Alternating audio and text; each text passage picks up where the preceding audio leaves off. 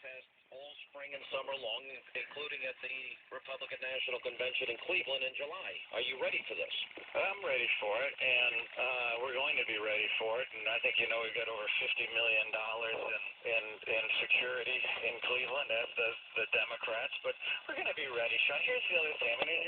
I'm doing my best to get out there in the media to try to take away a little bit of the mystery of these conventions, and it really isn't that difficult to handle 2,500 delegates on the floor. Most state chairmen around the country, they get the state chairman of Wisconsin and Illinois and Michigan, they all get elected the same way, and it's not that much different. It's just that there's so much more media, and obviously the stakes are to the moon and back. I get it, but what I was trying to say in that clip was, sure, violence needs to be denounced. Violence begets violence. Everyone's talking about it. All the campaigns are saying it, but when these shows run loops 24/7 of a couple idiots pushing and shoving, well then you get on the same talk show and they say, well, what are we going to do about all this violence? Well, okay, number one, it's wrong, but number two, quit glorifying it and quit obsessing over it. And so I think we've seen a lot of this leading up to it, though. I mean, people are forgetting Ferguson. They're forgetting what happened in Baltimore.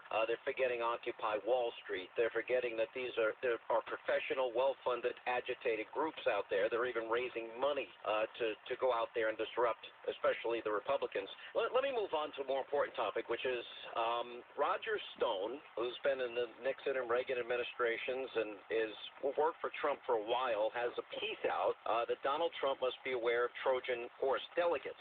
And he said that a state party staffer from a large northeastern state passed the entry codes for a conference call of 5 Republican chairmen from significant states this past Saturday. He was on the call. The topic on the table was stopping Donald Trump. He listened into this call. Anyway, he goes down to lay out a process in which, if Donald Trump, for example, who's leading in the delegate count right now, we still have many contests left to go, that if he is leading in the delegate count and wins the most states and wins the most votes by even a fairly large margin, that there is talk and planning and plotting and scheming out there to usurp or disenfranchise the will of voters and take this nomination right out from underneath him. Now, that has got a lot of people, including me, very concerned because for one reason only. You have this guy from North Dakota, this Curly Hagelin guy, say, well, people are under the misconception that their vote matters. We decide who's going to be the president. Okay, so well, first of all, I've been on the committee, chairman for 6. I was chairman of the Wisconsin party. Those attempts by this person you're talking about, in most cases, don't even receive a second on the motion. I mean, we are talking about someone's idea out of hundreds of people that no one has ever supported in our party, ever. And so I know people are uptight, and I get it, so I'm not trying to dismiss it, but there are no means of hang on a second. You're saying it's not true. So Curly Hagelin is what he says, the people's vote don't matter, we should just ignore him? Or the fact that there are I don't think you ignore it, but no, first of all, there is no conference calls of state chairman. I mean, name me a name. Who? I mean, it's easy to write a blog post and say, state chairman. Are you suggesting that I've known Roger Stone a long time. I don't know Roger to be a liar. It would be helpful, Sean, and you and I are friends, and so we talk a lot. I'm just saying it would be very helpful that when people make accusations about what some state chairmen are doing in the Northeast, that at least one name out of 5. Let me give you an example. Let me give you another example. Let me put it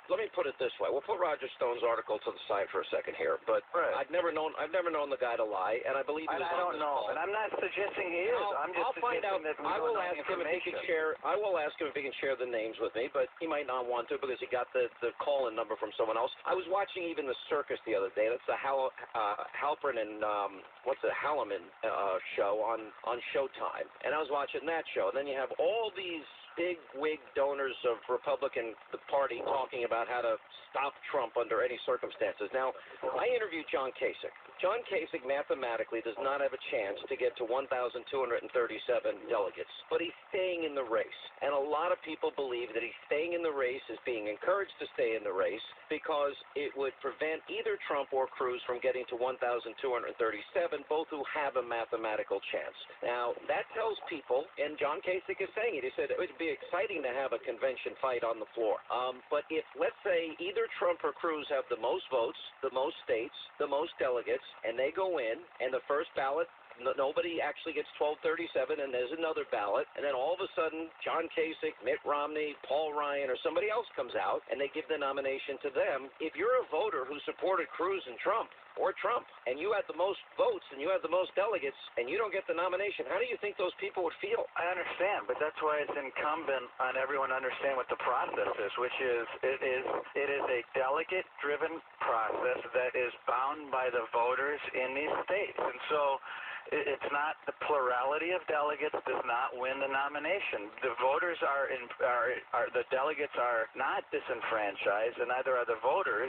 They're enfranchised by the fact that the more votes you get, or the more support you get from caucuses, the more delegates you get. That's how it works. And but don't you see? But look at it from I the point of understand view. your point, but you can keep saying it and saying it, but a minority of delegates doesn't choose the nominee. I'm not arguing with it, but okay. I'm just saying what you have now is a group of people that are purposely engaged, I would argue, in an effort to circumvent the will of voters by purposefully getting us to the point where it would be a contested convention. Like, for example, Mitt Romney supports John Kasich in Ohio, Marco Rubio in Florida, and now he's endorsed Ted Cruz. That, to me, is saying to me that he wants to broker convention. He pretty much said so in his speech.